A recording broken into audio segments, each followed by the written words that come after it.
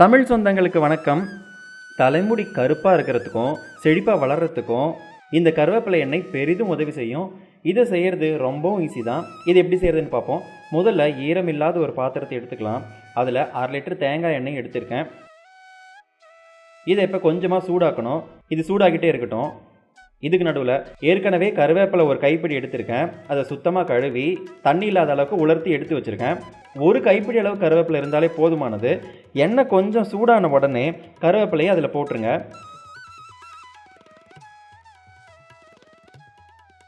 போட்டு கொஞ்ச நேரத்துலேயே அடுப்பு ஆஃப் பண்ணி விட்டுருங்க. சூடு ஆறின பின்னாடி இதை மூடி வச்சிடலாம்.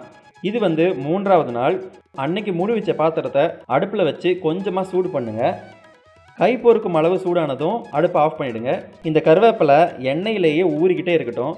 இதே மாதிரி தினமும் இந்த எண்ணெயை பாத்திரத்தில் வச்சு சூடு பண்ணிவிட்டு அடுப்பு ஆஃப் பண்ணி எடுத்து வச்சிடணும். இதே மாதிரி தொடர்ச்சியாக 7 அல்லது 8 நாள் செய்யணும். தினமும் இதை சூடு பண்ணி எடுத்து வைக்கிறது மட்டும்தான் வேலை.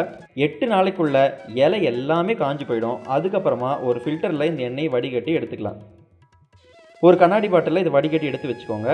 இந்த எண்ணெயை தொடர்ச்சியாக தலைக்கு தடவிட்டு வந்தால் முடி கருப்பாகவும் வளமாகவும் செழிப்பாக வளர்கிறதுக்கு ரொம்பவும் ஹெல்ப் பண்ணும்.